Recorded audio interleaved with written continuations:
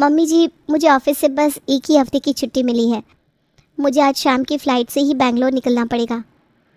हाँ, ये बहुत बढ़िया है बेटा विवेक, बहुत सही लड़की चुनी है तूने। तू यहाँ दिल्ली में रहेगा और तुम्हारी दुल्हन वहाँ बेंगलुरु में रहेगी।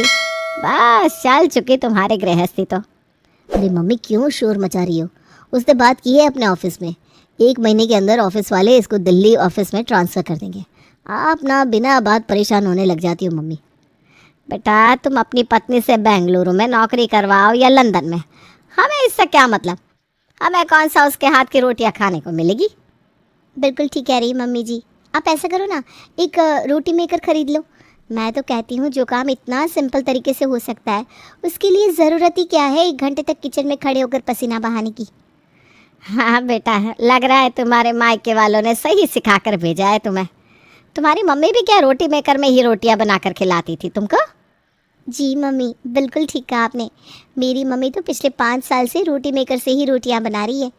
मैंने ही उनको समझाया कि मम्मी, इतने त्याग की मूर्ति बनने से कोई अवार्ड नहीं मिलने वाला है आपको।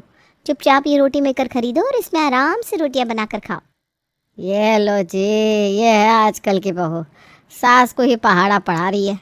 एक हमारा ज़माना था, सास के आगे आवाज़ भी नहीं निकलती थी बहू की। अब देखो बहू, तुमको जैसी रोटी खानी है खाओ, लेकिन हम तो रोटी मेकर वाली रोटी नहीं खाएंगे। वो कच्ची पक्की या जली रोटी खाना हमारे बस का तो है नहीं। बेटा बहू 4 पैसे कमाने लगे इसका मतलब ये तो नहीं होता ना कि वो अपना फ़र्ज़ भूल जाए।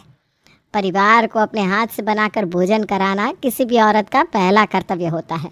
बाकी सारी बातें उसके बाद में आती है। मुझे लेट हो रहा है विवेक, मैं शाम की फ़्लाइट की तैयारी कर लेती हूँ। 4 बजे तक मुझे निकलना ही होगा। सास की बातों को बीच में ही छोड़कर दिशा बेंगलुरु जाने के लिए तैयारी करने लगती है। कुछ दिन बाद माँ, मैंने कहा था ना, जल्दी ही दिशा को दिल्ली में ही पोस्टिंग मिल जाएगी। देखो उसका फ़ोन आया, वो कल वापस आ रही है। उसका ट्रांसफ़र दिल्ली ऑफिस में हो गया है। दिल्ली आने के बाद अरे विवेक, इतने सुबह सुबह किचन में क्या कर रहा है तू? कुछ नहीं मम्मी, चाय बना रहा हूँ। वो दिशा तैयार हो रही है ना, उसको थोड़ा जल्दी निकलना है, तो मैंने सोचा उसे चाय और टोस्ट बना कर दे दूँ नाश्ते में, नहीं तो खाली पेट ही चली जाएगी पगली। अरे उसको जल्दी जाना होता है तो सुबह जल्दी उठना भी तो चाहिए। उसे सबके लिए चाय नाश्ता बनाना चाहिए और यहाँ तो उल्टी गंगा बह रही है। हमारे सपूत बीवी को खाना बना कर दे रहे हैं। बहुत बढ़िया बेटा, बस यही दिन देखने के लिए तो बहू लेकर आए थे हम।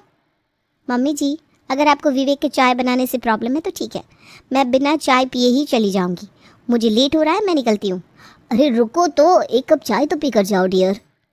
शुरू शुरू की शादी में तो विवेक पत्नी की मदद करने की पूरी कोशिश कर रहा था, लेकिन धीरे धीरे अब माँ की कही हुई बातें उसके मन में भी घर करने लगी थी। शर्मा जी की बहू को देख लो, बैंक में मैनेजर है। सुबह उठकर सबका नाश्ता खाना सब बनाकर टेबल पर रख कर जाती है। हमारी बहू की तरह नहीं कि 1 गिलास पानी पीने का सुख भी नहीं है हमें। देखो दिशा, अब तो शादी को भी कई महीने हो गया, तुम्हारा रूटीन भी सेट हो गया है, इसलिए अब सुबह में ना थोड़ा जल्दी उठा करो। और ज़्यादा कुछ नहीं तो कम से कम मम्मी के लिए तो ब्रेकफास्ट बना कर जाया करो। अब ऐसे कब तक चलेगा? उनकी भी एज बढ़ रही है, तुम्हें थोड़ा तो रिस्पॉन्सिबल बनना ही होगा ना। विवेक, मुझे सुबह 8 बजे निकलना होता है, इसके लिए मैं 6 बजे उठती हूँ, और तुम तो 10 बजे ऑफिस जाते हो। अगर चाय नाश्ता तुम बना दोगे तो उसमें प्रॉब्लम क्या है?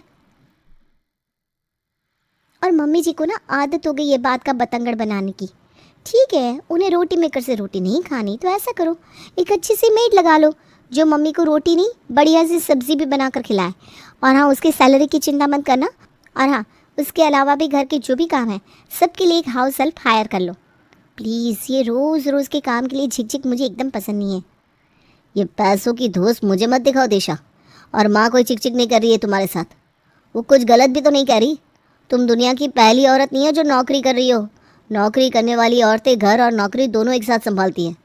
और नई नई शादी की बात थी तो समझ में भी आता है भाई, पर अब तो हमारी शादी को कितने महीने हो गए। जितनी जल्दी तुम इस सच को एक्सेप्ट कर लोगी ना कि तुम अब एक मैरिड वुमन हो, तुम्हारे लिए उतना ही अच्छा होगा। अच्छा, एक बात बता विवेक, ऑफिस से आने के बाद तुम तो काउच पर पैर रख कर लेट जाती हो, और तुम्हें देखकर तुम्हारी मम्मी भागते हुए तुम्हारे लिए चाय कॉफ़ी लेकर आती है। मैं ऑफिस से काम करके नहीं आती क्या?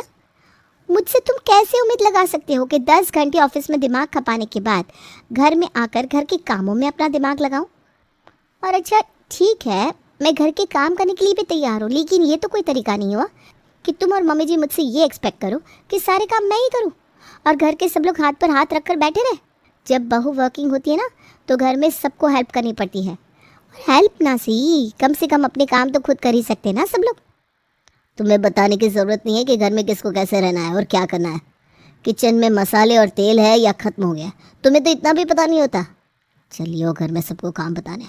अरे तुम्हारे जैसी गैर जिम्मेदार लड़की मैंने आज तक नहीं देखी। नमक आटे तेल का हिसाब रखने के लिए एमटेक नहीं की थी मैंने। जिस तरह से तुम अपने जॉब में बिजी रहते हो, मैं भी अपने जॉब में बिजी रहती हूँ। ये छोटी सी बात तुम एक्सेप्ट क्यों नहीं कर सकते विवेक?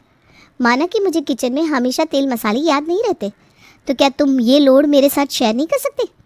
क्या आधी चीज़ों की जिम्मेदारी तुम अपने ऊपर नहीं ले सकते? अगर सब मुझे ही करना है तो फिर शादी करके तुम्हें लाने की ज़रूरत क्या थी? ये सब तो मैं बिना शादी के भी कर सकता था। ओह, तो तुम्हारा मतलब ये है कि तुमने किचन में खाना बनवाने के लिए मुझसे शादी की थी? ये बात बात पर अपनी नौकरी की धौंस काहे दिखाती हो तुम? ठीक है, छोड़ दो नौकरी, मुझे नहीं करवानी तुमसे कोई नौकरी, तुम्हारे पैसों की ज़रूरत नहीं है मुझे। लेकिन अब घर में बैठकर घर के काम करो, घर संभालना सीखो बस। आई एम सॉरी विवेक, लेकिन मैं तुम्हारी सर्वेंट नहीं, तुम्हारी वाइफ हूँ। और ये नौकरी ना कोई मुझे थाली में परोस कर नहीं देकर गया। इस जॉब के लिए बहुत स्ट्रगल की है मैंने। नौकरी तो मैं कभी नहीं छोड़ूंगी। ठीक है, नौकरी नहीं छोड़ सकती ना, तो मुझे छोड़ दो। तुम्हारे जैसी लड़की के साथ अब मैं और रहना ही नहीं चाहता। मुझे तलाक चाहिए।